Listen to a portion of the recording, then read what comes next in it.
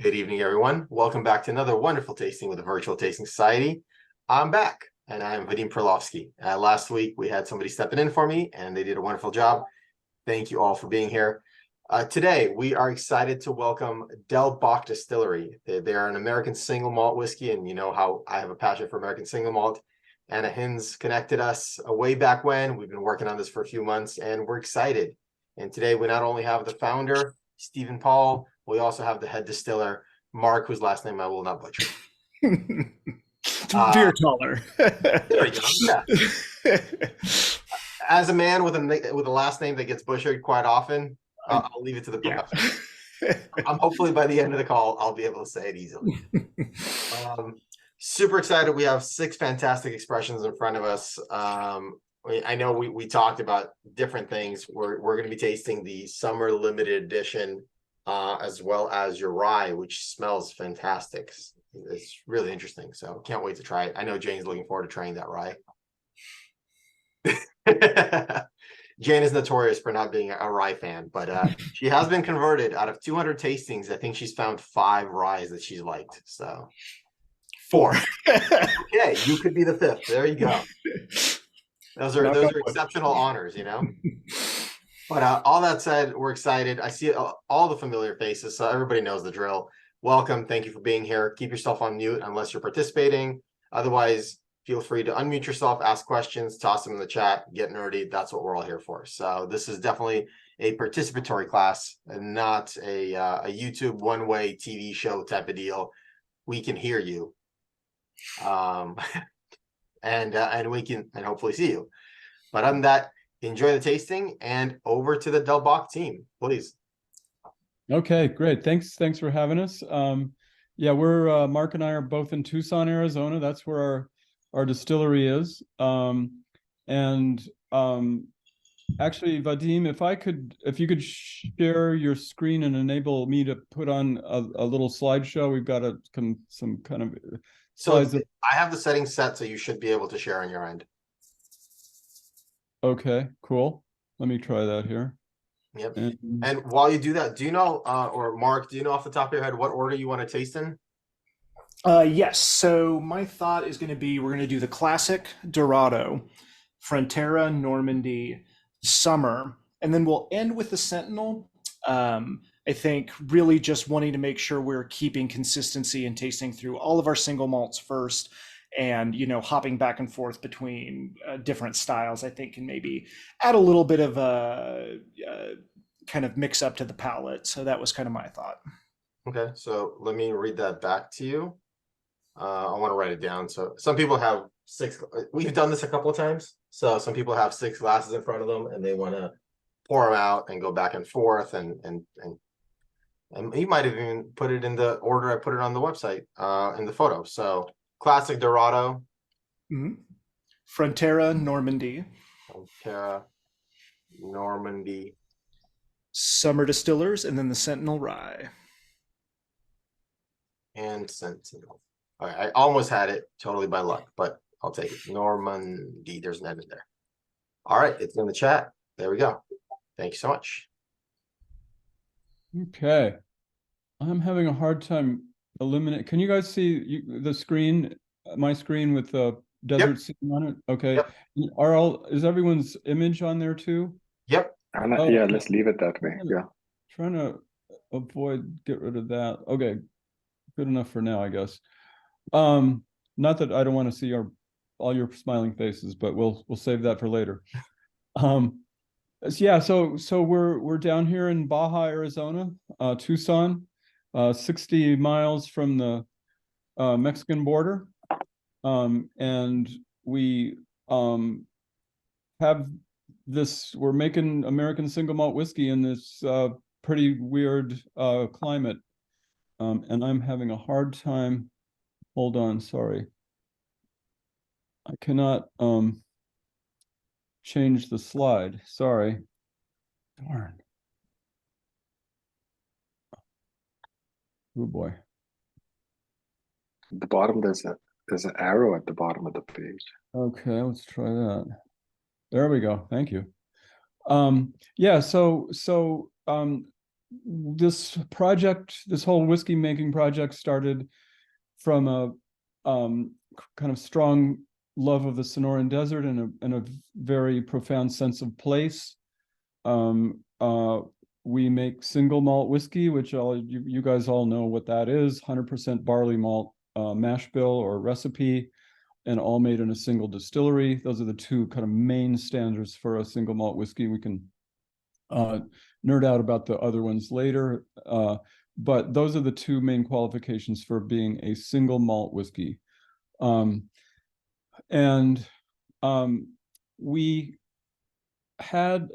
This whole thing started because my wife had this idea to dry malt over a mesquite fire instead of a peat fire.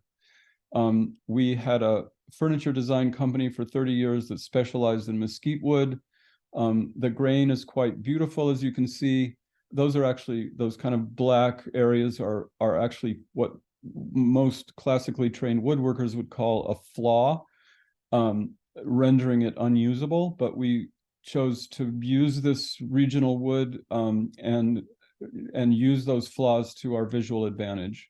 And so that furniture company was a 30-year endeavor for us, and it was very fulfilling.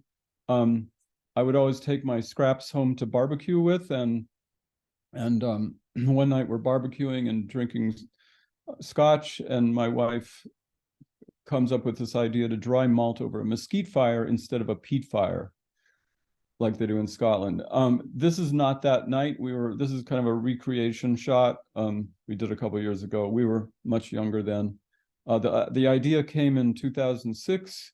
And do you remember what scotch you were drinking? I'm assuming it was peated. Yeah, and I don't remember. I wish I did, but yeah. So the notion of being able to make a single malt whiskey from the Sonoran Desert really grabbed me. I grew up in the desert and had this long relationship with mesquite wood, and so that just kind of captivated me. And I bought a little 5-gallon still from Portugal, started playing around with it, made a lot of bad whiskey in the beginning. And it's over the few years, it started to taste better. We kept running the furniture company until 2013. But in 2011, our daughter, Amanda, moved back from having lived in New York for 10 years, realized I was making at that point passably drinkable whiskey, and but not exactly legally. And Amanda said, "Dad, let's get you legal and form a little LLC." So she's my co-founder. My wife Elaine is not officially in the business, but she does a lot of she puts a lot of 2 cents words in all the time. So we like to talk about the importance of malt. And some of you probably know this already, but I'll just dive in if it's okay. You need sugar to make alcohol. Whiskey is made from grain, and grain doesn't have any fermentable sugar. It just has a lot of starch, which is a carbohydrate as well, but it's not fermentable. This great thing happens when a grain germinates. It creates an enzyme that'll turn starch to sugar, and then that enables us to use, once it's done that, we can process it and make alcohol from grain. So this is a semi-load of 2-row seed barley being delivered to our silo.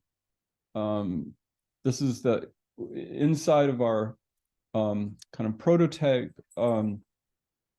malting system. We have a steeping tank, which you'll see in another slide in a second. This is the germination and kilning tank, our GK tank, we call it. Hold on. I've got 2 dogs here, and they like to get vocal with each other. Hold on one second. Hey. So early on the little actually, I skipped a component. When Amanda moved back, I had just bought a 40-gallon still, because things were tasting better, and I wanted to take product or do official product development, and we did that off that 40-gallon still. We took product from that still to the local Tucson marketplace, where it was very warmly received. And then in 2014, we got funding to put in the system that we have now. Part of that system is the malting system.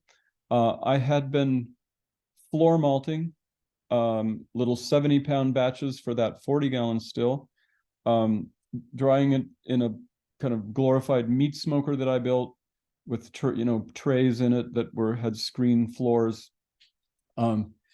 When we put in our current system, I knew we needed to malt a lot bigger batches.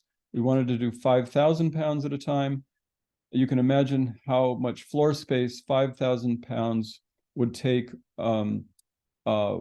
if it was being floor malted.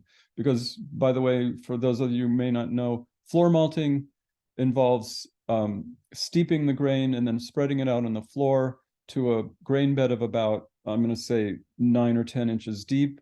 And so that would take up a lot of floor space. So with the fabricator up in Oregon, we designed this tank-based system in which the grain bed is 3 feet deep. And so we're able to germinate 5,000 pounds in a 10-foot diameter tank. Instead of turning it by hand as you do in floor malting, we put in these 4 vertical augers that slowly spin as that arm rotates around, and that's what mixes and lightens the grain bed as it's germinating. And that image in the top left corner, I'm assuming that's just a picture that's there all the time, overlooking the grain to make sure the grain's happy. I like that idea.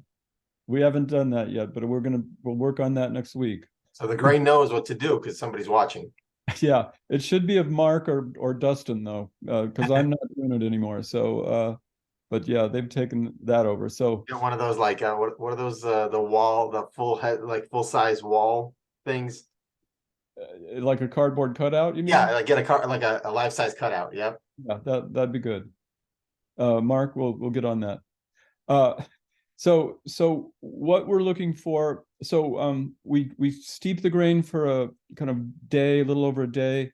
Then we transfer it from the steeping tank to that GK tank that you just saw, and start the germination process. We kind of on day 2, we go into the top of it. There's a manway up on the top, and we start pulling out the grain and looking for the growth of this little enzyme. Of this little shoot that grows up on the inside of the kernel. Occasionally they'll pop out like this guy did. Most often they're just encapsulated within the kernel, so we kind of have to open them up. But it's called an acrospire. When that acrospire is about 70% the length of the kernel itself, that's when we know that the enzyme has been produced. And it's also, the little seeds are putting out those rootlets as well. And so those rootlets are one of the main reasons we have to mix the grain bed and make sure those rootlets don't all grow together and entwine themselves and form a solid mat that would become totally unworkable for us. So when it's got the enzyme, now it's time to dry the malt. You want to stop that germination, and you do that with heat. In Scotland, of course, historically their fuel has been peat, because they don't have many trees over there. So they dig up peat bogs, dry that peat, and then burn that peat for their fuel. And of course, as you guys probably know, peat imparts a particular flavor to the malt. So knowing what mesquite does to wood when, I'm sorry, to food when you cook over it. That's why my wife had the idea to dry malt over mesquite fire.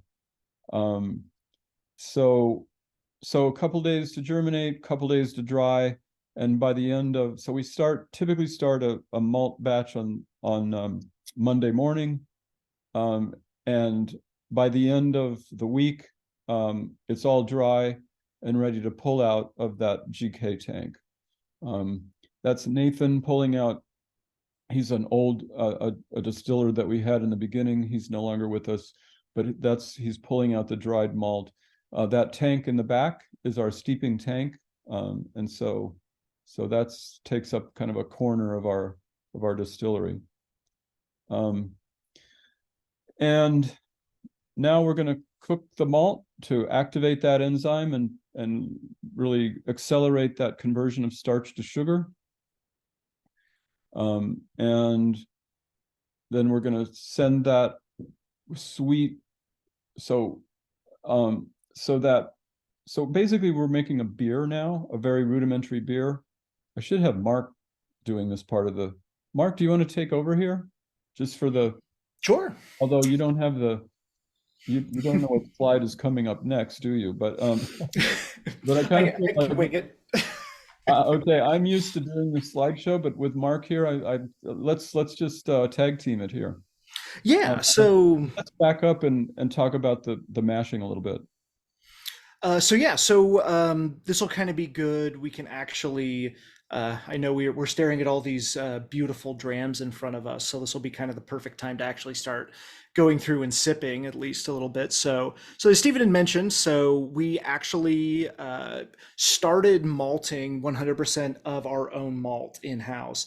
As we grew, we realized pretty quickly that, malting takes a lot of time, it's very labor intensive, and so over the past couple of years, we've actually started sourcing our unsmoked malt.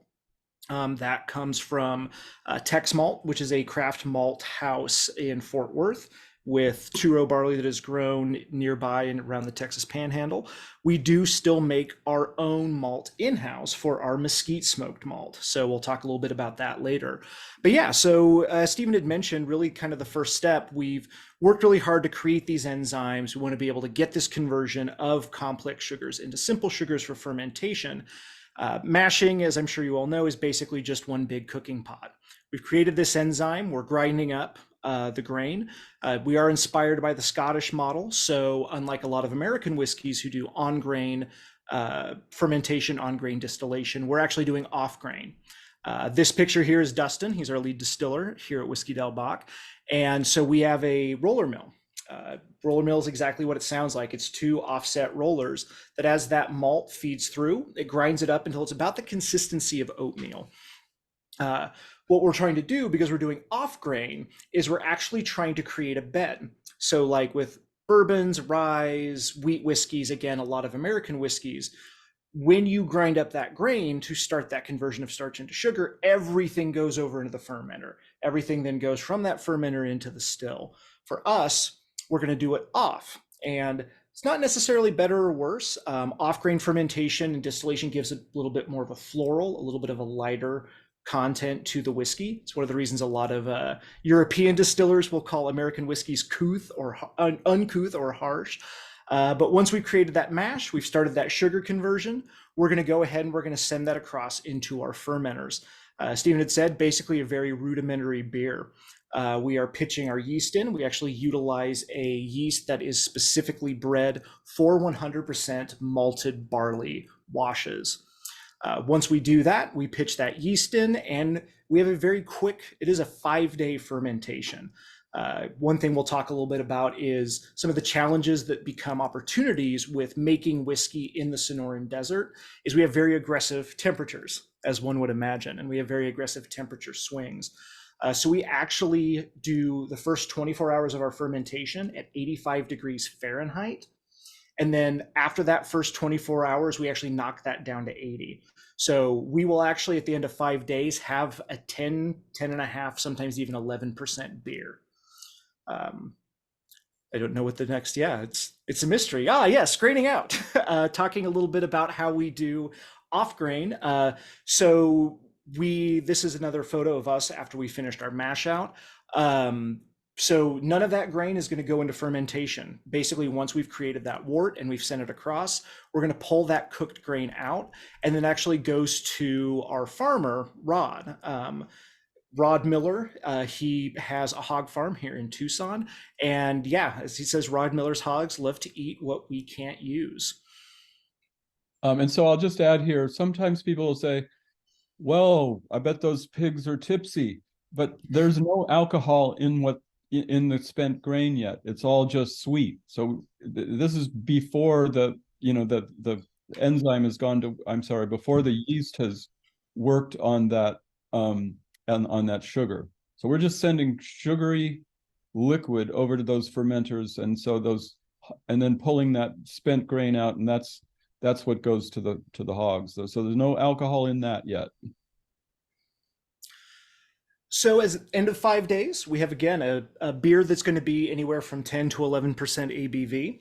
Again, following that Scottish model, we are doing a double copper pot distillation. This is our pot still.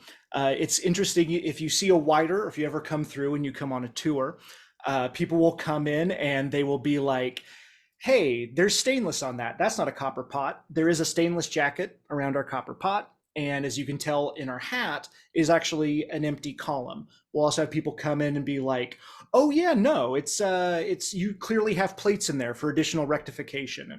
It's an empty vapor chamber. It was actually built by a manufacturer out of Oregon that had specifically done work with hybrid and column stills. So it is copper pot distillation.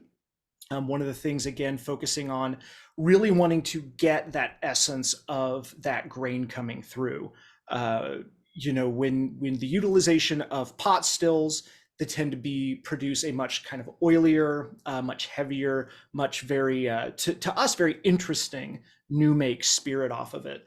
And of course, copper is incredibly important because it's not just ethanol, it's not just CO2 that's being created during the fermentation. We're producing congeners that are going to come across in that new make, but we're also producing sulfur. And one of the things that happens when you distill across copper is copper bonds to the sulfur within your distillate, creating copper sulfate, and creates a much more pleasant tasting spirit. If you ever have the opportunity, it's a fun experiment to do, trying whiskey that has been distilled on stainless versus whiskey that has been distilled on copper. They are night and day. Whiskey off of stainless is really, really unpleasant. So what's not in here, you guys, is kind of the distillation process, and I kind of put the slideshow together for kind of to be from a kind of generalist standpoint. So let's go back to that slide, Mark, and if you maybe could talk a little bit about the process of distilling, like what are we doing? Of course, yeah. So it's really just a game of concentration. That's kind of the cool thing about distilling. So as I'd mentioned, during fermentation, we are producing, of course, ethanol, which is what we want because that's going to go into barrels and become whiskey. But we're also producing other desirable qualities like congeners. We're also producing less desirable things like methanol and acetone. And I always like when I give the tour to say, Mother Nature knew what she was doing. Because when you distill, we're looking at a couple of things. We're looking at the temperature on the kettle. We're looking at the temperature of the vapor as it's coming across. And we're also looking at the proof as that spirit comes off. So our very first run is what we call a stripping run.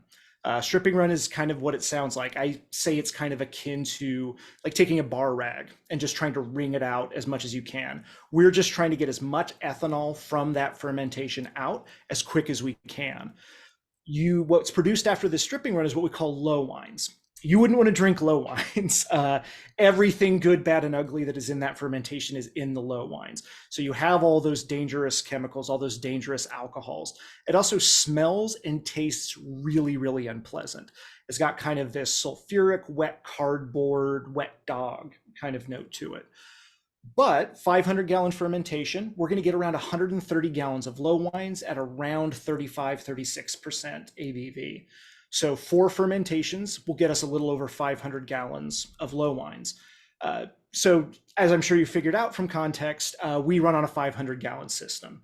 So We do batch distillation, 500 gallons at a time. Once we have 500 gallons of low wines, we have two different mash bills that we actually use. So the classic that I assume everyone is kind of sipping on right now is our 100% unsmoked. This was actually the impetus. This was the beginning of Whiskey Del Bach. While we were obviously born from the idea of creating a mesquited, not peated single malt, Stephen really wanted to be able to create something that was really high quality, very balanced, very drinkable before he started tackling the smoke side. So we will do 100% unsmoked mash bills. That will then be distilled into what we call our US or unsmoked. We also have what we call our MS or mesquite smoked mash bill. That's about 60% unsmoked malt and 40% of our house smoked malt. So as a quick digression to go back on. So anyway, basically once we have 500 gallons of low wines of either our US or MS, we're going to do our spirit run. The spirit run is where we're going to get what we really want. This is where we're going to make our cuts. So as I mentioned, Mother Nature knew what she was doing. So the most volatile alcohols are the first ones that come off. Those again, methanol, acetone. Those start evaporating around 153 degrees Fahrenheit up to 173. 173 is when we start getting ethanol. We start getting into our hearts. So if you ever heard of people drinking or going blind drinking bathtub gin during Prohibition, people dying from bad moonshine, that's from heads. There's really not a whole lot we can do with it. We can hang on to it. We can clean with it. Typically what we will do is we will proof it down and it will get disposed of. After the heads, though, we have what are called the hearts. The hearts are what we want. That's that pure ethanol. That's going to be what eventually goes into our barrels to age to become our whiskey. And of course, after we have the hearts, we have what are called tails. These are going to be the least volatile alcohols that are produced. These are going to be fusel oils. Unlike heads, they're not poisonous. They just don't taste great. But there's still a lot of really good ethanol that's still in there. And so what we will do is we will actually make those cuts. We'll cut off the heads, dispose of the heads. We'll collect our hearts. And then once we get into the tails, we'll actually hang on to those and we will redistill them out in the next batch that we do for a spirit run. This also helps with consistency from batch to batch because we have a little bit carrying over from each individual batch run that we do. Yeah, my apologies for not having slides to go with that bit of narrative that Mark went through. I have to add some slides in there. I'll just talk about the barrel profile real quickly. So we specify a medium. This is not our, these are not our barrels being made. This is a stock photo. We buy our barrels from the Barrel Mill in Minnesota. They're a great little cooperage. We specify a medium char over a medium plus toast. And that's what goes, that along with all the things that we've done before it goes into the barrel, that is, lends to the flavor that you're going to end up tasting in the glass. And there's Mark. So yeah, you want to talk a little bit about our, what effects our climate has on our aging process or our maturation process? Yeah, definitely. So this is one of my favorite ways to kind of blow people's mind, especially now that you've had a chance to try our stuff. So we've been talking a lot about the Scottish model, obviously single malt, using 100% malted barley, off grain, doing copper pot distillation. However, where we break rank, where we kind of add that brash American twist, is we, again, go into medium plus toast, number 3 char, New American White Oak, and we pretty much exclusively do our initial aging in 15-gallon barrels. Now, there will be people who will claim small format barrels means you age the spirit faster. That's not true. All it does is it extracts faster. You have much more surface area of the spirit coming into much more surface area of the wood. And so that barrel's working as a flavor function, as a coloration function, as a filtration function. And so we go in and we actually can't let it sit that long. So as we had talked about, we have these very aggressive kind of environmental things that we have to be conscientious of during our production. One of those is our diurnal shift. So in a single 24-hour period, we are having 30 to 40 degree shifts in temperature. I always tell people when I moved here to Tucson, it really struck me the first winter where I could leave the house and there's frost on my car, 35 degrees, and I get home and it's 78 degrees. And I'm in shorts and a t-shirt again. So you have this very aggressive push and pull. Ethanol is very volatile. So you push into the wood, you extract from the wood in a really short amount of time. But that also means we have to be conscientious of how we make our cuts. Because if you are going into kind of the standard 53-gallon barrel, you want to bring in some of those heads. You want to bring in some of those tails, because what is a flaw in your new make is going to estrify, it's going to oxidize, it's going to develop within the barrel, but that takes years. When you go into a small format barrel, you don't have that same amount of time. If you let it sit for 2 to 3 years, it's going to become astringent. It's going to become over oaked. It's going to be like licking an unvarnished door. It's just really unpleasant if you age too long in small format. So we make narrower cuts so that we're really still letting that core spirit shine through. And then we're actually starting to do sensory on those barrels at 10 months. So 10 months, we're going to start taking those barrels and we're going to start seeing where that whiskey has developed. Our average age is 12 months. So what you tasted in that classic, that is, and what you're going to taste in the Dorado, that is an average of a 12-month-old whiskey.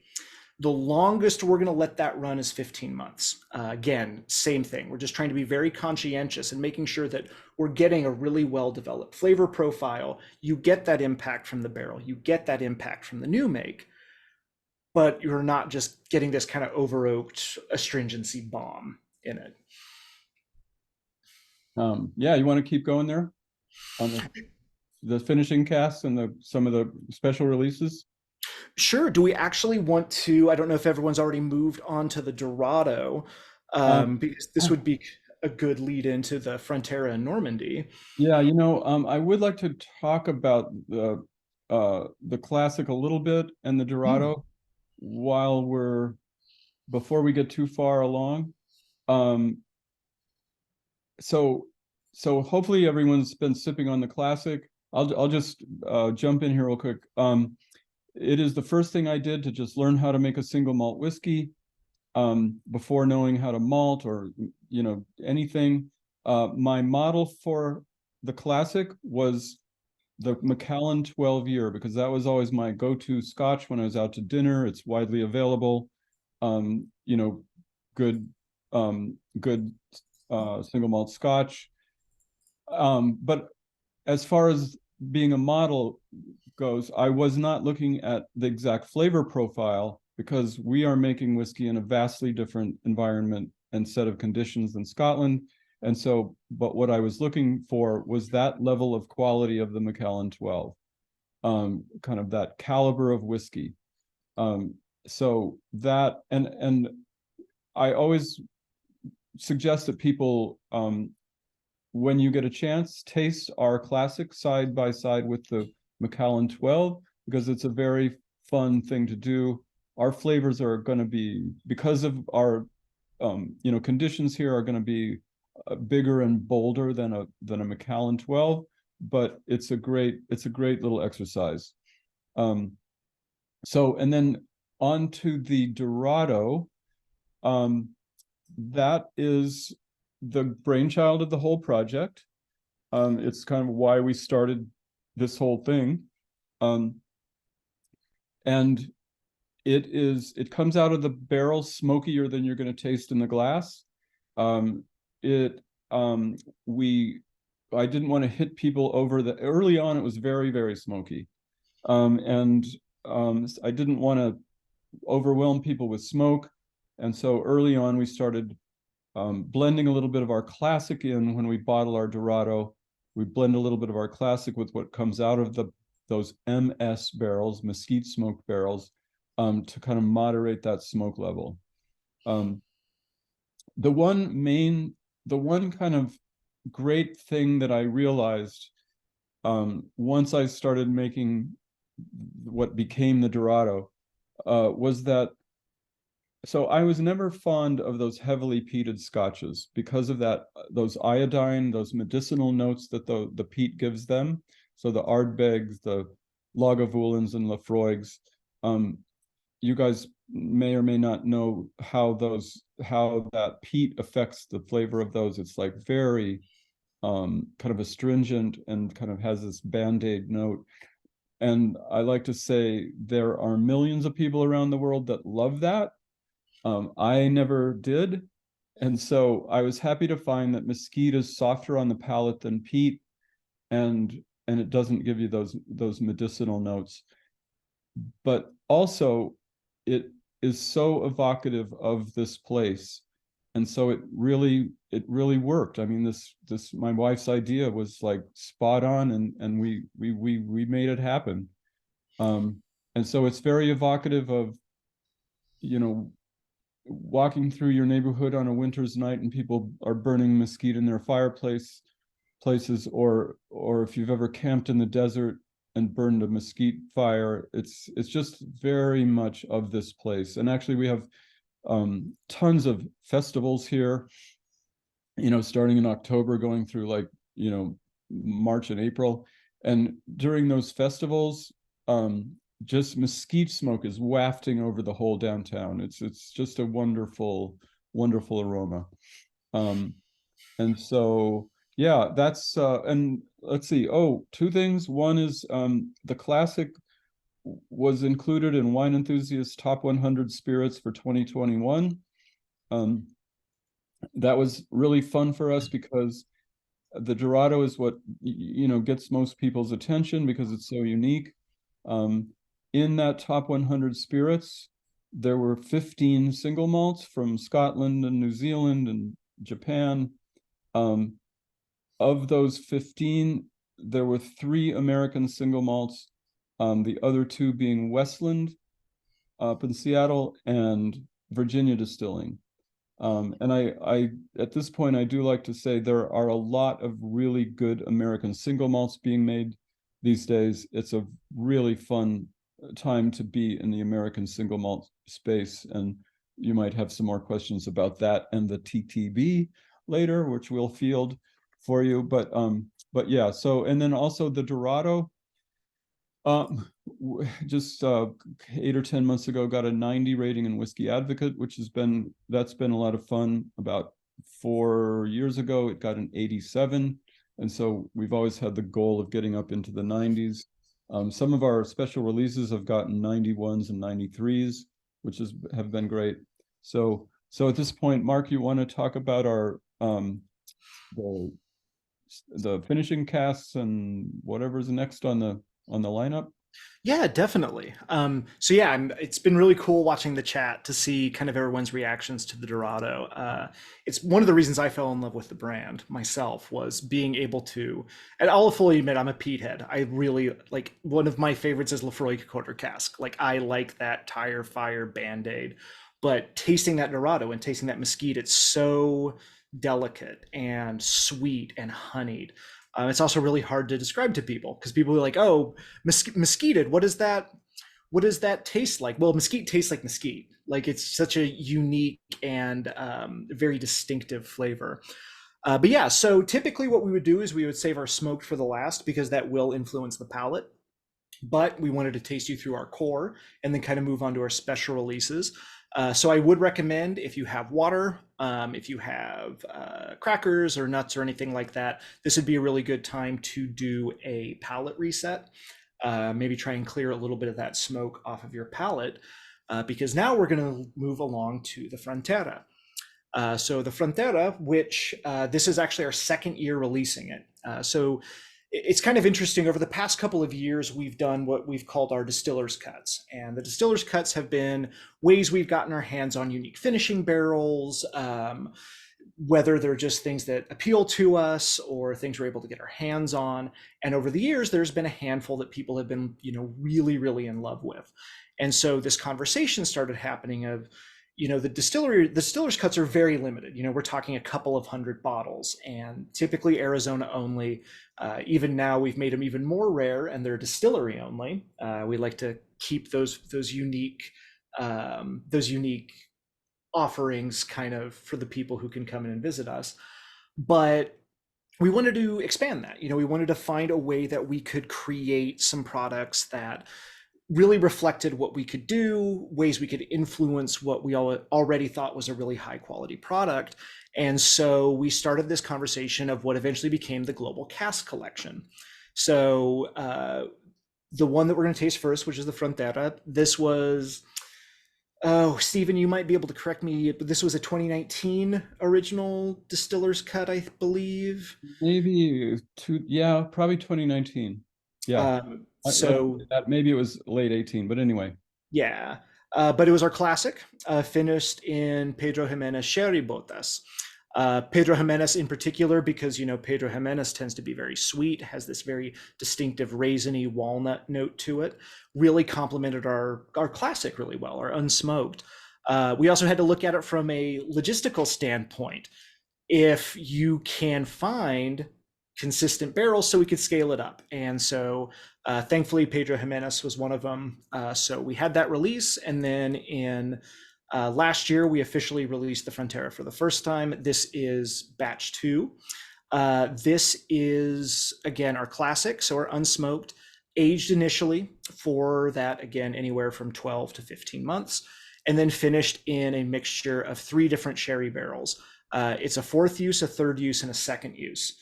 We actually then took those different barrel finishes, those different ages, harvested them when we felt they were ready, and then blended them together, because we still, again, want that classic to come through, but we also really want to accentuate what that additional sweetness of the sherry cask can do to it. Hey, Mark, I'm going to buzz through these slides so that we get out of course. Yeah. I apologize, you guys. I haven't ever left you frozen on one slide for so long. So we kind of altered our we're kind of winging it here, but I like how it's going. But I'm just going to get through these. Oh yeah, well there's those. We could have done that. Oh, look at that. Okay, so yeah, that's our Frontera. Next, we should have whoever makes these slides next time on the call too. Yeah, okay, that's all over the place. Yeah, so that's our global cask collection right there. The Frontera is first in the spring. Our Normandy, which is our Calvados cask finish, comes kind of late summer. We just released it a couple weeks ago. And then in the winter, our Ode to Isla is really our Ode to Isla. And it is a heavily mesquited single malt. So those are annual releases. I'm gonna gloss over this slide too, but we'll talk about the Sentinel later. And I don't think we're gonna taste our Old Pueblo, are we? We're not. No. Okay, so that's you mention it. What is it? It's unaged. That is an unaged whiskey. It's mesquited. It's what goes into the barrel to make the Dorado. Unaged It's primarily used in cocktails. And I never planned on bottling an unaged whiskey, but the local chapter this is years ago, the local chapter of the U.S. Bartenders Guild went crazy over this for its mixing potential, because it just has this, smoke component, and it is really awesome in cocktails.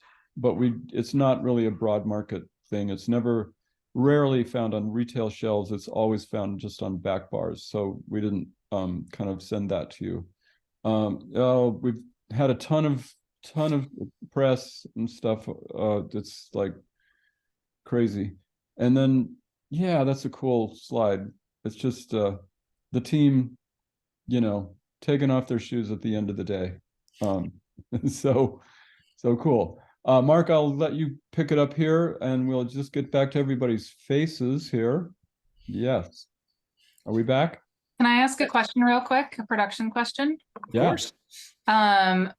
Do you guys do hot steeps to compare kind of the batch to batch with your mesquite, just to sort of check levels and flavor, or is that not part of your sensory?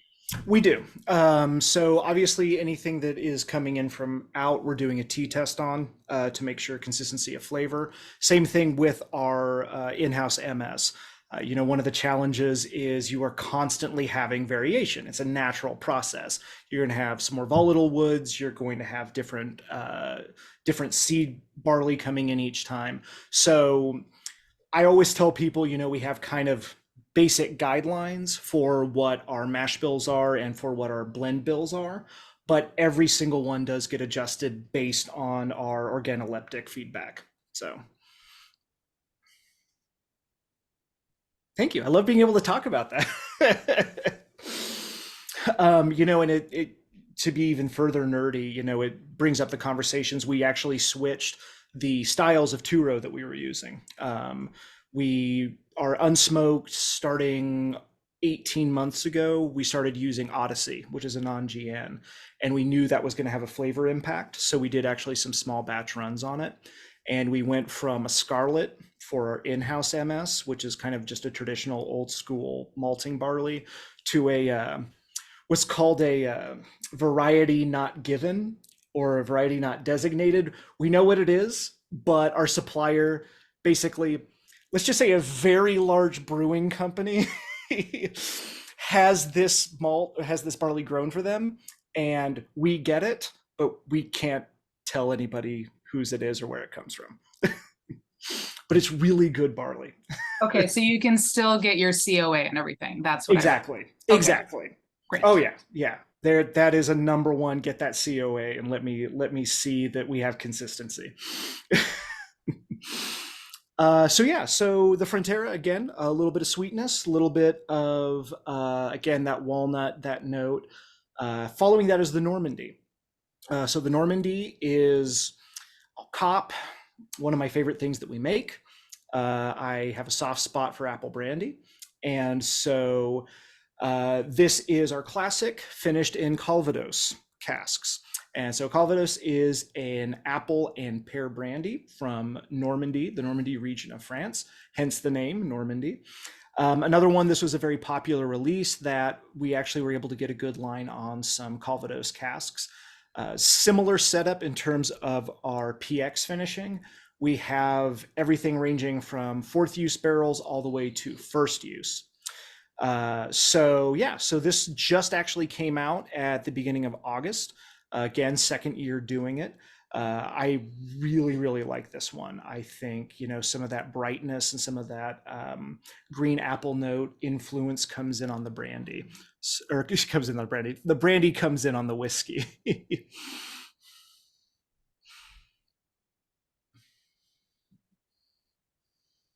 Who's Brian Fortman with that big A block for Arizona? That's me. So are you in Tucson? I'm not. I'm from Tucson. Okay. Excellent. I have a lot of your old stuff, and been there. And wife and I were there years ago, and you were when you had the El Jefe. So Oh, wow. that Yeah. 6 years ago, 7 years ago, 8 years ago, when you. That's a while ago. Yeah. Cool. Well, nice to see the Arizona reference there. That's about how long we haven't seen Mr. Fortman on a tasting. Welcome back, buddy. Come on. Good to be missed. Thanks for digging. We're glad to have you back. And it's a pleasure to have your actual name up for a change. Oh shoot. You can tell it's been a while. Usually I change my name. I'll have to come up with something good. All right, we're tasting the Frontera right now, right? Or have we already moved on to Normandy? I did just talk a little bit about Normandy, but I'm happy to answer any questions that anyone may have, either on production process, how we go about doing our finishing process, things like that.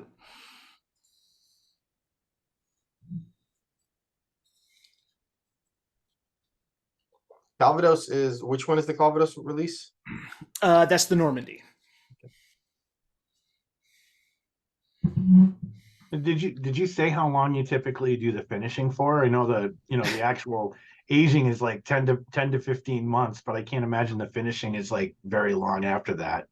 No, I give the absolutely obnoxious answer that when it's ready. But it really does depend. The shortest finish is going to be 5 or 6 months. That's going to be for those 1st, 2nd, 3rd use barrels. The longest is going to be 13 to 14 months. One of our botas, again, I think we're on either 4th or 5th use now, and so that has to ride a little bit longer. But being able to blend those in with some of those fresher use to get some really interesting layering in the flavors. So what you're tasting in the Frontera in Normandy is going to be around 2 years old. Those aren't in place of your distiller's cuts, or are they? Correct. We Okay. still do our distillers cuts. We do spring, summer, and fall. What we will be tasting next is our summer distillers cut from this year, and then here in the I think first Saturday in October is when we are going to release the fall distillers cut. Get to the questions on that one. You have that. You said the Frontera is the PX cherry one, right? Correct. That's where I'm getting the nuttiness from. It's so good. Mm-hmm. What are some some casks that you're excited to play with that maybe you haven't released yet? So we have a Madeira finish that we're sitting on that is absolutely amazing. Like I'm so excited for that one. It's kind of interesting. So this is actually one we've already released, but we're using it a lot more. So for our fall 2022 distillers cut, we actually finished some of our mesquite smoked in a Pinot de Charence cask. If you're not familiar, Pinot de Charence is a French wine. It's a French fortified wine. It's basically cognac eau de vie that then goes in with some more Uni Blanc grapes, ferments within the barrel. It's this very interesting, very complex wine. I think when we were doing some research on it, only something like 2,000 cases get sold in the US in a year. I mean, it's not well known, but Maggie Campbell, who used to be the master distiller for Privateer up near Boston and is now the estate manager for Mount Gay Rum. Friend of mine, mentor, was doing some consulting with Whiskey Del Bach, and she was like, you guys really need to put some of your MS in this Pinot de Charence cask. And we did, and it was brilliant. Just the smokiness was complemented with this complexity from the wine. And it's one of my favorite distillers cuts we've ever released. And in fact, it was so good, I got my hands on a couple more barrels, and 1% of every batch of Dorado has the Pinot de Charence finished, mesquite smoked in it. We've also got two cognac barrels actually that are sitting. They're not quite ready yet. They're interesting by themselves. I think they'll be a really good backbone for a blend. The way they're I'm not vibing with them right now for them to be standalones, but it's really interesting. I think will definitely be a good flavoring barrel for a blend in the future. There's also some Sauterne casks back there. Yes. Yeah, there's a lot of stuff back there that's really got some potential. I feel like tequila cask with the mesquite smoke could work really well for some reason. Do you have any tequila casks kicking around? We do. Actually, Work with the Dorado? I feel like that would be a combination that would work. Mezcal too. Yeah, like a mezcal. Yeah, a riff on a mezcal. Yes, I would love to get my hands consistently on mezcal barrels. It's interesting, like tequila finished whiskeys. It's a fine balance. Like you can really over finish them, and it creates this kind of interesting. What I think they can fight together sometimes. But what we actually do is we have some used tequila barrels that we use for our Petito, which if everyone's wanting to move on to the summer distillers cut, it's like a perfect segue for that.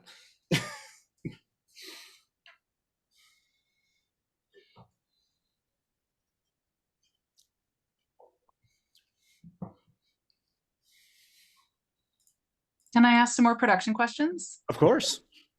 I don't know. Did you talk about the strain of yeast? Do you play around with that, or is it just an M strain? Yeah, it's just it's a Lallemand strain. We've played around with a couple in the past. We used to use kind of what I called like a sledgehammer yeast. It was a widely available yeast that was very effective. It made really good whiskey. So when I was brought on, I was very lucky because I went to Stephen and Kent, who's our CEO, and was like, hey, obviously I think this product's amazing, but have we ever considered playing around with these variables? And so we started playing around with the yeast strain. We actually use Lallemand's Distillamax MW, which is their malt whiskey strain. It's specifically bred to handle a lot of maltotriose, maltodextrose. Really gets interesting kind of, the beer presents almost like a Hefeweizen. There's lots of tropical notes, lots of banana, lots of mango. And then when it's distilled out and aged, that really lends itself well to those heavier stone fruit notes. I would love for us to eventually try to propagate our own. We're just not set up for that right now. Yeah, that's fair. I know that's always a discussion we have, and Tyler likes to talk about that too. And did you talk about your sparge temperatures? Do you talk about your line arm? Like, where are we at with that? Yeah, it is so sparge temperatures, we mash in at 170. We're typically 170. We're going for the Delta. We want to hit 155. We like a little more of those heavier tannins in it. So we actually want to get that little balance of, again, that sweeterness of the malt, but also some of that punchiness of the tannin from the holes. We then, again, 155 is our Delta. Then we will sparge in a little bit hotter, again, trying to accentuate those tannins, really try to extract that very last bit of sugar coming across. Our line arm is a line arm in the loosest definition. It's a pipe that goes from the hat to our condenser. And it's stainless. It is stainless, yeah. But I want to back up a little bit. Just when Mark was mentioning our mash in temperatures, like in the way up there, 170, did you say? So we're using an infusion mash. So our mash tun does not have a heating element. So we're having to calculate, our grain temperature, the ambient water coming in, and the all these factors to hit that target temp. So that's what Mark was talking about there.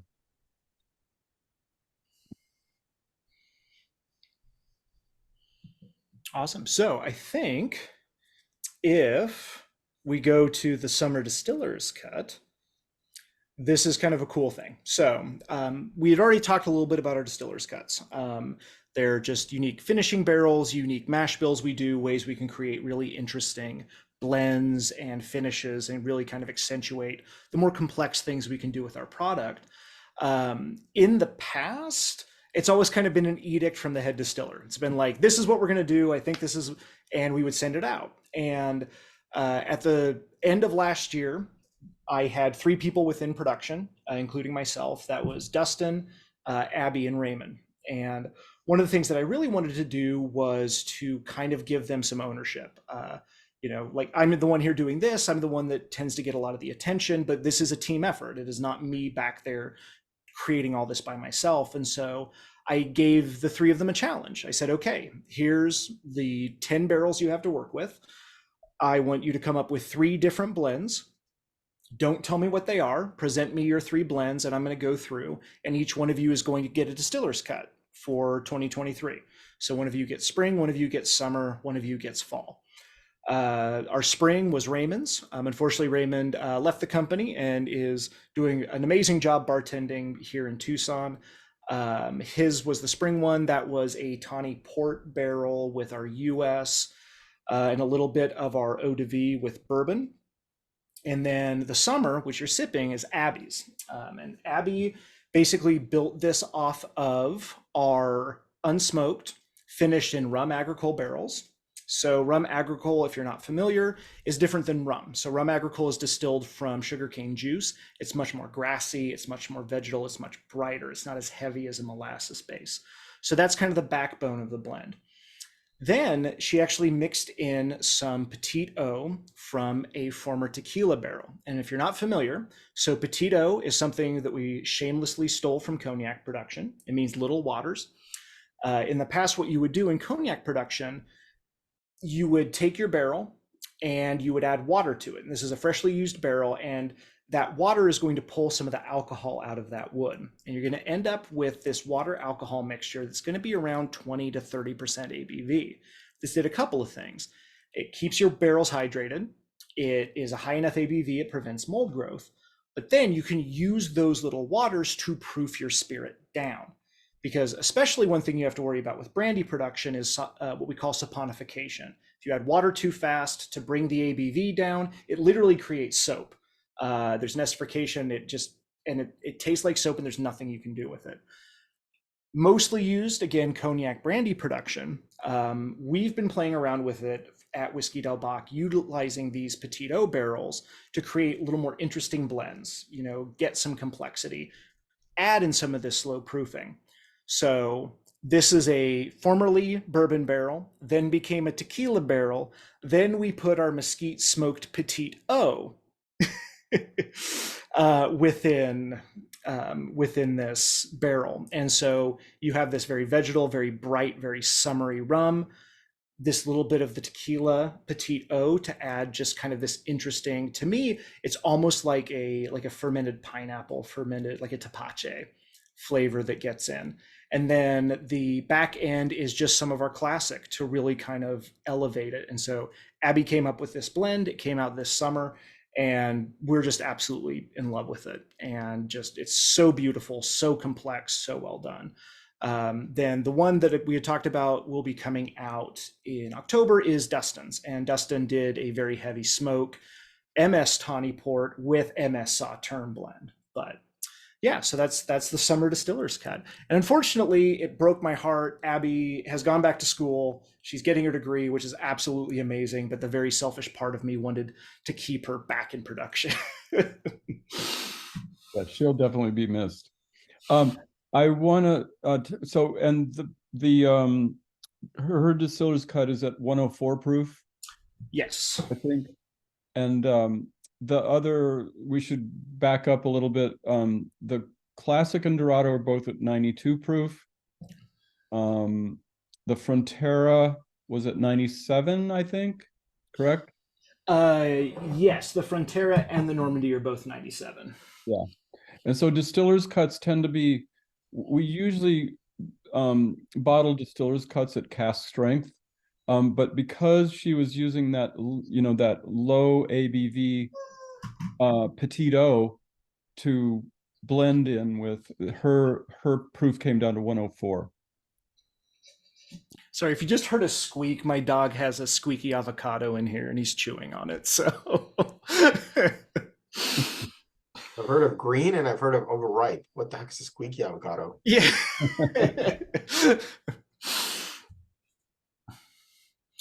In California, that's a legitimate excuse to get out of doing things. Is I'm sorry, I can't go out today. I have a ripe avocado that needs to get used.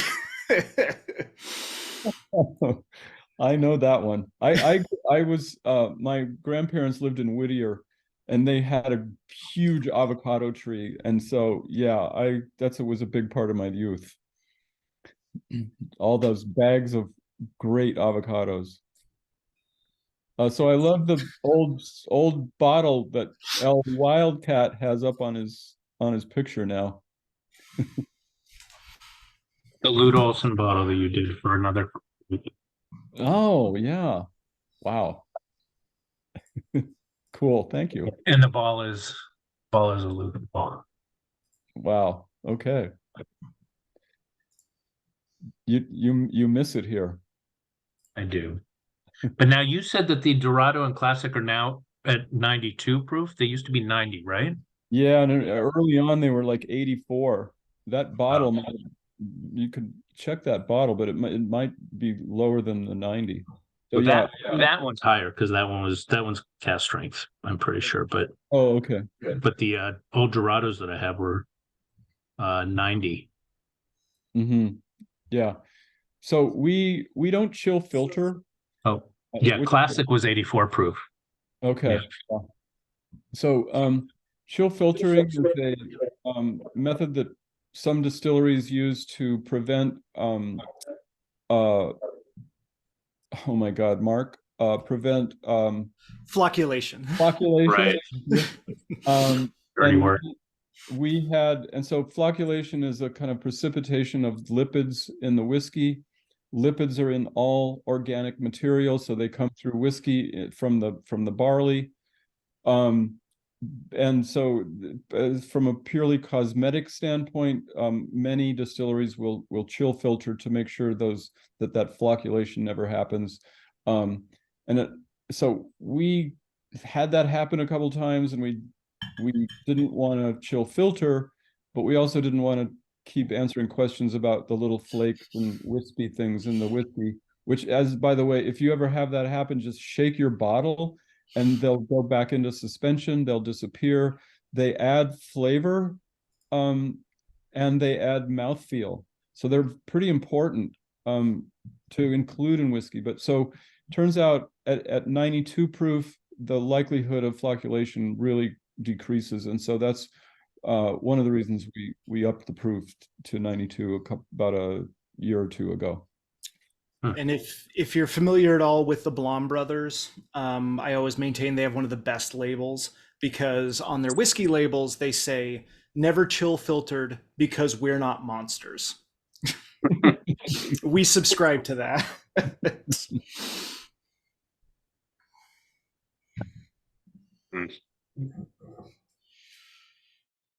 All right, are we ready to move on to the rye? I don't want to rush anybody. If you feel like I'm just pushing you through these, Jane says no. Individual finished like a sherry cask and something else cast just to try on its own at cast strength. How often do you guys do picks that are floating around? Like private barrels? Yeah. As they come in. So when we do, so each of our barrel harvests is between 12 to 14 barrels, and we will go through and we will sensory every single one of them. And as we go through, if there's ones that are particularly interesting, we'll set those aside for private barrels. Those are made available to our distributors. I think someone dropped Lost Lantern in the chat. Yeah, Lost Lantern has picked some absolute bangers from us. But I will also always cop. I don't give the best ones away. Like I want to keep the best ones for me. Cause I say us, Whiskey Del Bach. Like, we want to hang on to those. But yeah, so there's quite a few out in Arizona right now. I think there's still a couple kicking around in California. It's been a while since our distributor in California has picked up one. But every quarter we drop 8 new private barrels.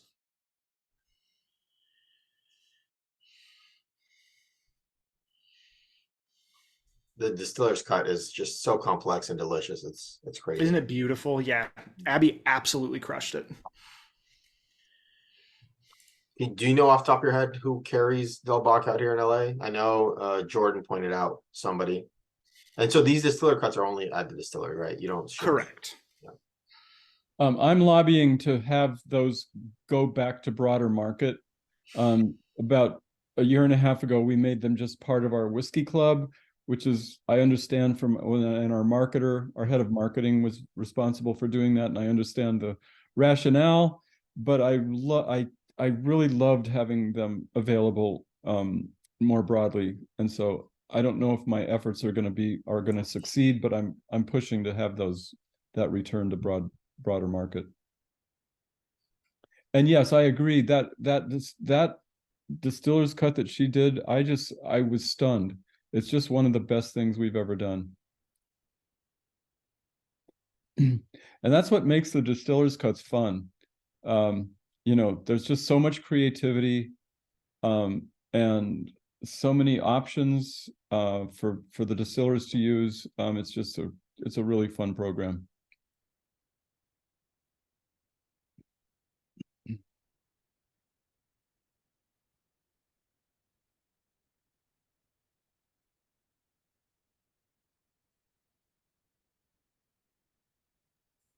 I think we're ready for the rye. Awesome. I say I don't want to pull anyone away. Like, obviously we want to enjoy all this. So yeah.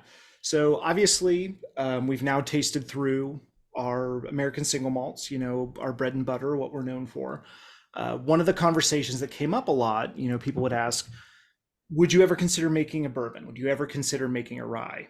And for those of you on the call who are familiar with American single malt or just single malt production in general, it's very labor intensive. It's not super high yielding. It takes a lot of time. It takes a lot of energy. And so right now, 100% of our in-house production is dedicated to single malt production. But because it's so labor intensive, because it's so involved, it does mean the bottles are more expensive. It's some feedback we occasionally get. Our classic retails for 56, the Dorado 60, the Distiller's Cuts are 120, the Global Class Casker 90. Again, we put a lot of love, we put a lot of care, we put a lot of time into those.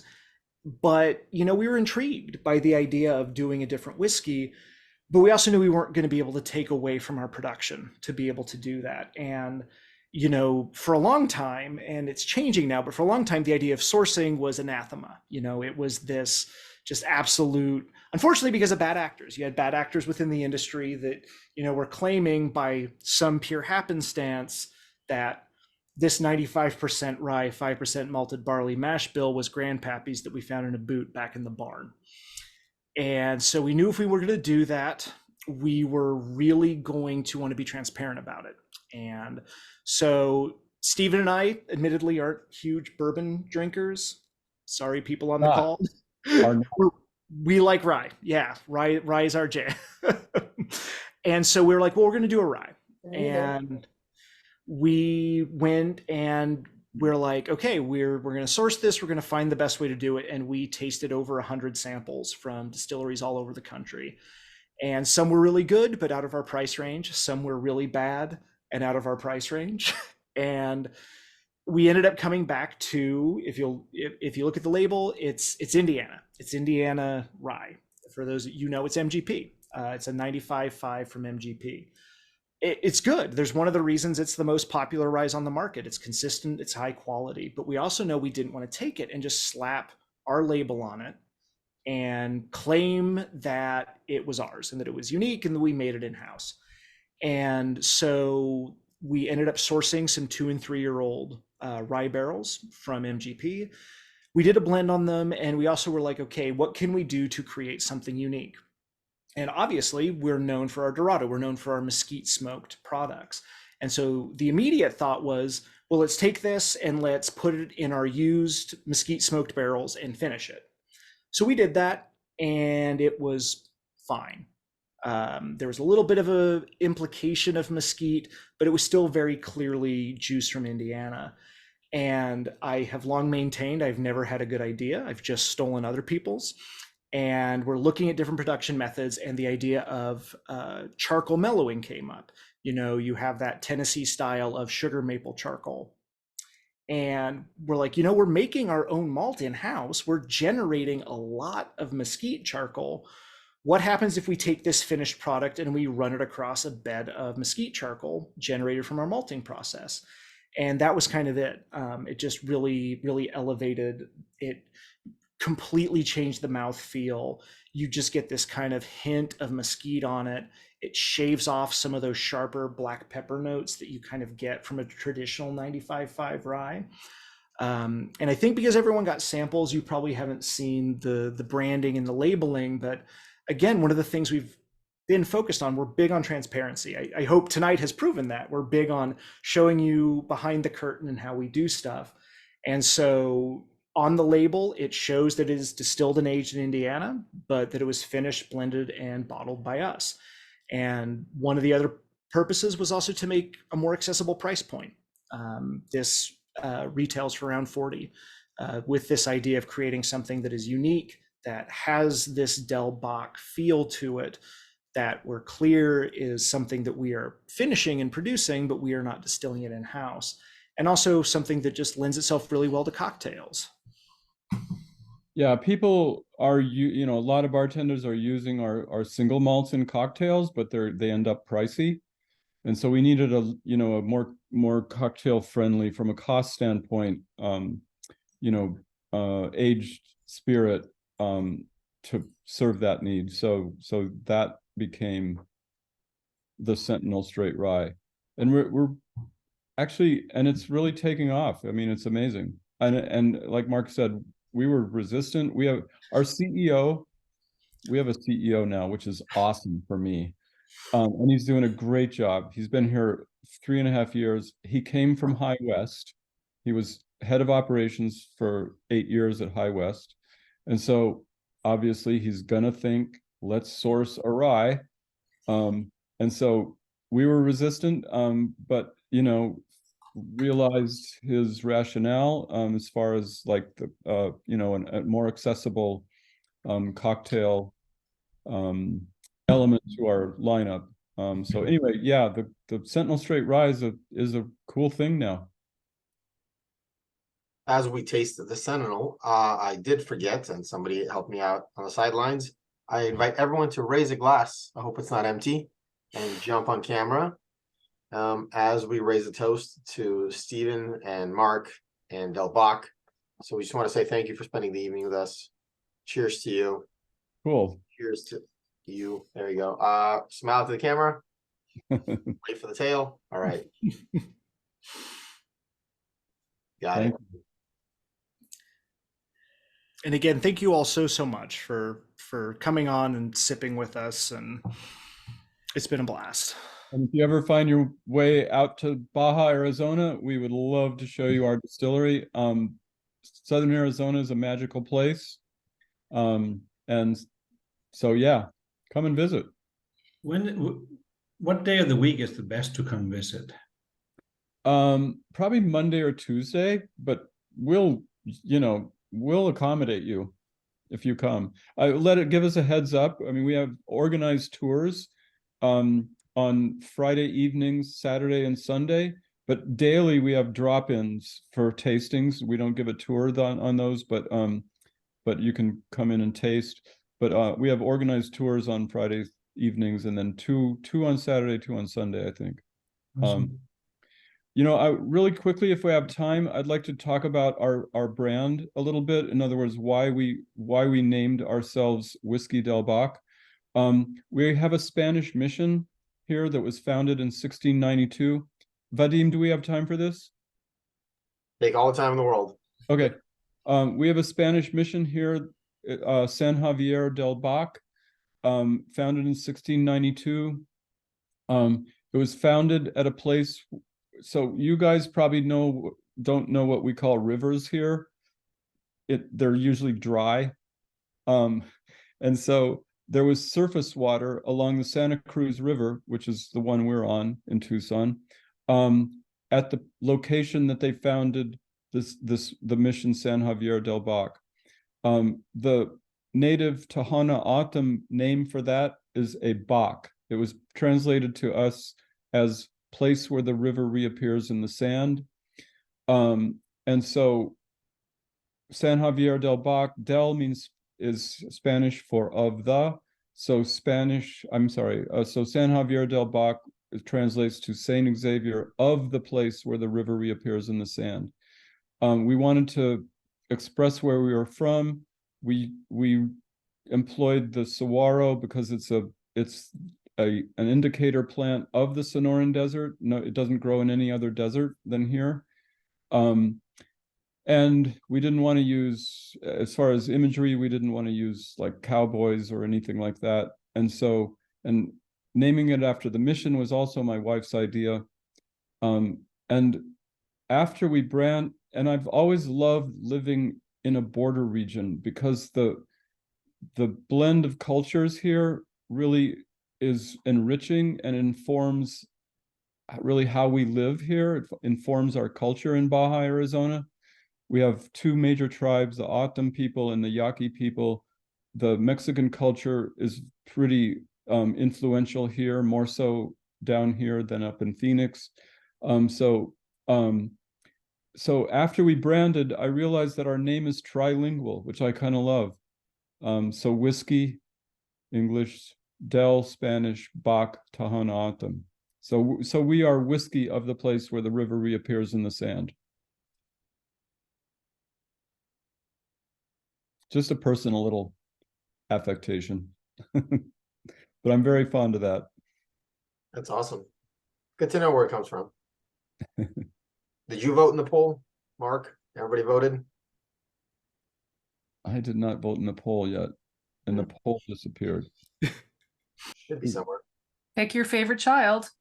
I know, that's hard. I say it's easy because I only have one kid in actuality, but yeah, it is. Nobody knows what you're gonna pick. You get away with it. It's all I don't think actually I can ever find out who chose what. I've tried. It doesn't work.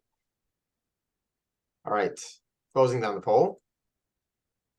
What do you think, Steve and Mark? What do you think was the favorite of the night for the group?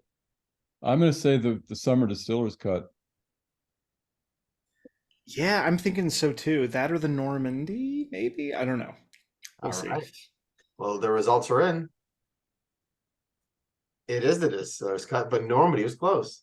Oh yeah, yeah. Hey. Awesome. So 38% voted distiller's cut, 31% voted Normandy, and Frontera was right behind it with 23. So 3, 4, 5. Wow. Nice.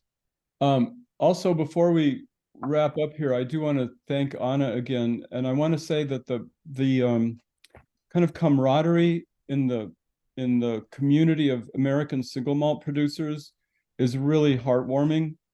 There is so much support for each other, and it's just a fun space to be in. We're hoping for our official designation like any week now. Whiskey Advocate just came out with a big article on American single malts.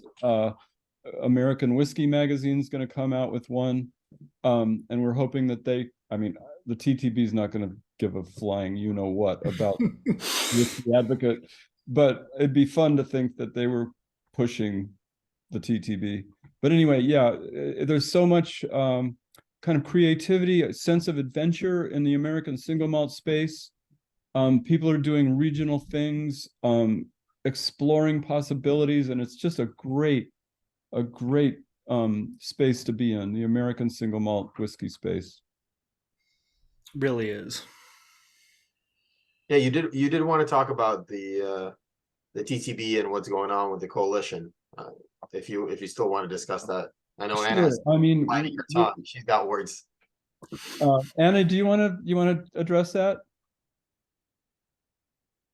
I mean, there's basically no news, but just if they're listening, like we're really supportive and would really love their support in, the category being ratified. But does everybody know what that all means? I feel like everybody, no, we have some yeses, we have some nos.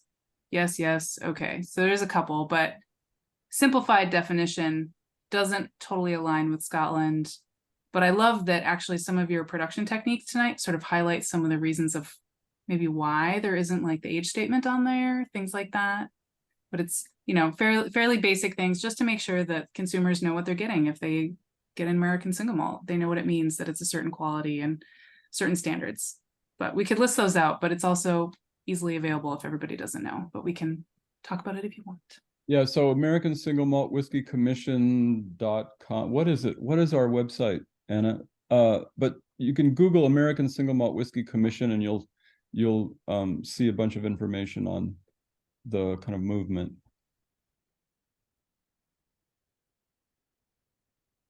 She's Yep. got. Feel free to discuss if you want to. I'm down for an update. Yeah, I mean, so, Should I hit pause on the recording? Are there going to be foul language in this room? I actually did have a question for the Dilbach people. So I really like all of them. I mean, I thought it was really hard to find a favorite. Other than the rye, I'm not a rye guy, so I expected that. But I mean, do you have any barrels in the back that you're kind of saving up to do a older release at some point in time? Mark, you want to field that? Yeah. So we have two 53s that were an experiment back in 2020 so those really did just hit their 3-year mark back in June. I'm chuckling at the chats because it's like age statements in this economy, because it's I've changed my tone over the years of like, I think a whiskey's ready when it's ready. And I think that sometimes we over depend on age statements, but we are playing around with the 53s with older ages. Stephen, before I was ever on board, they had laid down a used bourbon barrel that, oh man, how old is that now, Stephen? It's, oh God, 4 or 5 years. I want to jump in though. We're kind of not so much anymore, but we have felt like we're battling a bias against what people call young whiskeys. So the benchmark, as you probably know, for a single malt Scotch is 12 years. Mhm. But as Mark pointed out earlier, we have vastly different age, climatic conditions than Scotland. Scotland's typical diurnal shift is about 10 degrees. Ours can be, like Mark said, 30 to 40 degrees. We're aging in new oak. They always age in bourbon casks or sherry casks. So there are a lot of differences that enable us to achieve. I mean, we're getting like great ratings. We're getting accolades all over the place. And so that bias is starting to fade. And so I don't know if your question is kind of coming from that standpoint. No, where it's coming from, I mean, I'm predominantly a Scotch drinker, not necessarily not bourbon. I find generally bourbon is on the sweeter side. That said, I mean, I thoroughly enjoyed these, but I kind of did feel I could taste, what I traditional translate to a young Scotch. But I understand your weather is different, but that's the only reason why I'm asking, because I mean I can imagine that with your climate and how young these are, if we look on a calendar, I mean, yeah, an extra year or two would just be a completely different beast. And I would love to try that, but that was really the only reason I was asking. Yeah. We're so yeah, like Mark said, we've got some 53 new oak 53s filled, and we'd love to be in 53-gallon barrels, but we've been scrambling to keep up with demand. I can understand why. Pardon? I can understand why. Yeah. Thank you. and so one of the reasons we'd love to be in 53s is because the 15s are very expensive. Like to land a 15, I'm sorry, the 15s are very expensive. To land a 15 at our distillery is what, Mark, about one? Oh no, the 15s are around 245. Yeah, 245s. A 53 is about 285. Yeah. And so, from an economic standpoint, we'd love to be in 53s. So anyway, we're really actually, if you would go to, if you're interested, Adam Polonsky at Lost Lantern did a great piece on aging in smaller barrels. And he's all about it. Like, he was so complimentary. I think we're mentioned in there. But at Lost Lantern, you could check that out on their website. Yeah, no, I mean it's interesting. My wife and I did a trip to Denver a year or two ago, and we visited the Denver distillery, small little shop, and it was interesting to try because they actually had their batch 1 and 2 with the same distill, but one in a 53 barrel and one in a small barrel, and it was interesting to taste the difference. And the smaller barrel had been aged for a shorter period of time, even. Yeah, so it's a conversation we have all the time. I appreciate the question, it's just the bottom line is, how does it taste? Yeah, no, I agree. Yeah, so and I would love, but if you release the older ones, I'm a buyer. I'll tell you that much. Yeah, okay. And I would love, we're hitting with one of those sherry botas. We're about to hit its lifespan. If we can someday maybe, not have to keep feeding the beast, I'd love for us to lay something down in that and just let it sit. Yeah. You use rickhouse or pallet? It looks like you palletize. You use pallets for storage. What do your warehouses look like as a whole? How does it work with like elevation and rotation of the barrels? So we have about, it's a tiny little area. We have about 975 square feet, which is our rick house. We do 6 barrels per pallet, 5 pallets tall, 5 pallets deep. So I think I've done the math. I think max capacity with what we can actually accomplish is around 1,000 barrels within our space.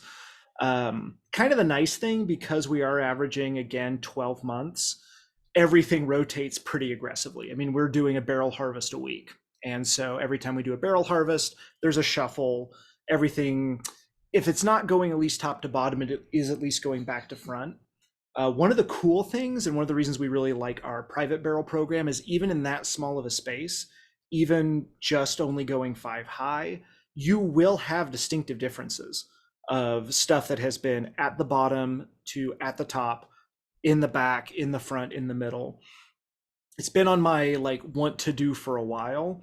It didn't happen because of the microprocessor shortage, but my dream is eventually we're going to put in Raspberry Pis in the front, middle, and back, top, middle, and bottom, and we're going to take air movement, humidity, and temperature readings, because we have learned where the sweet spots are, even in this little, almost 1,000 square foot space. Of here's where we're getting really heavy tannic draw. Here's where we're getting much sweeter, a lot of wood sugars coming through. So when people come and visit, it is as simple as a behold all of our barrels. Yeah. But even then, yeah. I mean, we are getting a lot of press and things, and so the funny thing is, people are sometimes shocked at how small we are.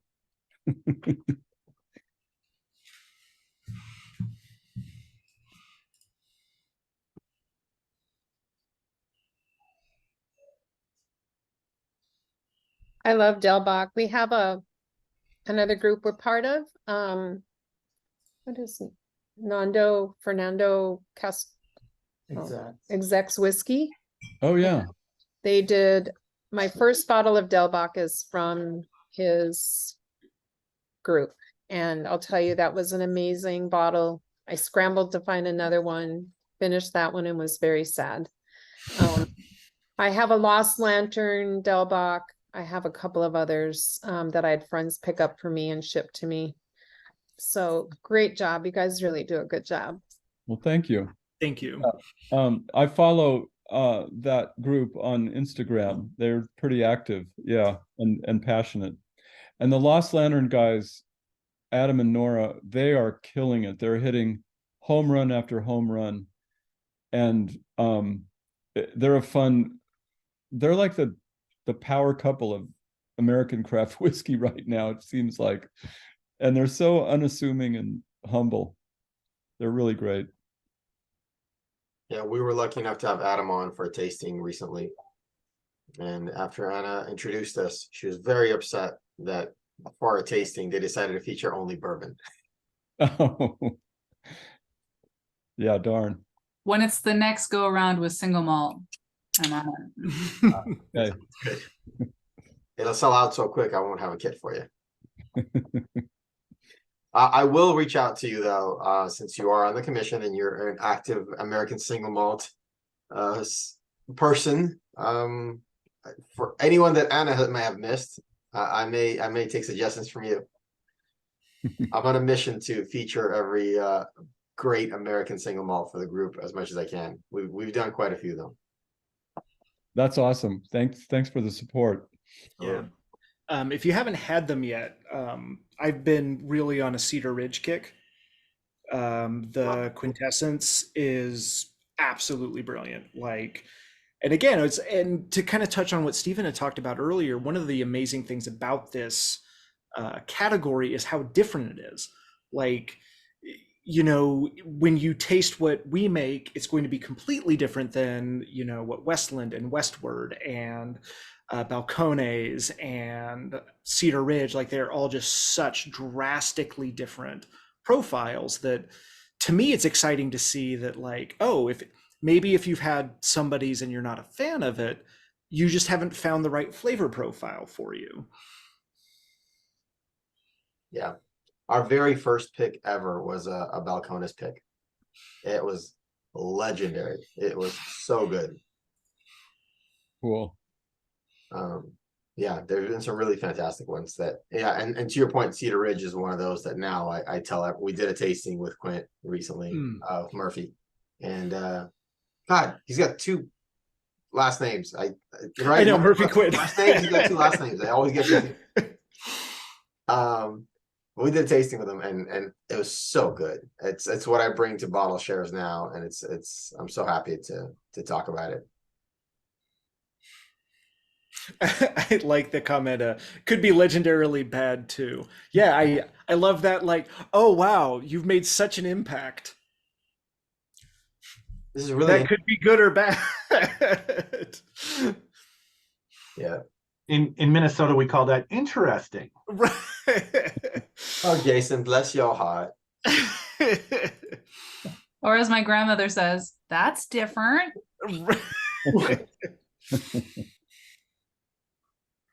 Well, let's be clear. This is good. We do appreciate that. Thank you. Well, thank you for being here. Thank you for spending the evening with us. If anyone has any more questions, or if Steven or Mark, you want to throw anything else out, anything we should be looking out for, anything that's coming to LA or other regions of the country that we should be on the lookout for. And do you guys have I think you have a membership page or a list we can sign up for to get updates? Yes, we do. Yeah. Yeah, we're redoing our website right now. I'm not sure what it looks like, but it's almost up and running again, but something's up. But yeah, you can follow, you can I don't know, subscribe to our mailing list. We do have a, Facebook and Instagram pages as well. So yeah. If you go to whiskeydelbach.com, the first thing it will do is yell at you to sign up for our mailing list. So that's always a good way if you're not on social media. And again, if you ever make it out to Southern Arizona, we love to see you. 100%. It's a matter of when, not of if. We'll Cool. see. I make it a point to visit as many. I don't plan trips anymore that aren't focused around distillery visits. Awesome. Well, thank you all so much. Thanks for being here. Cheers. Cheers. Thanks a everyone lot. so much.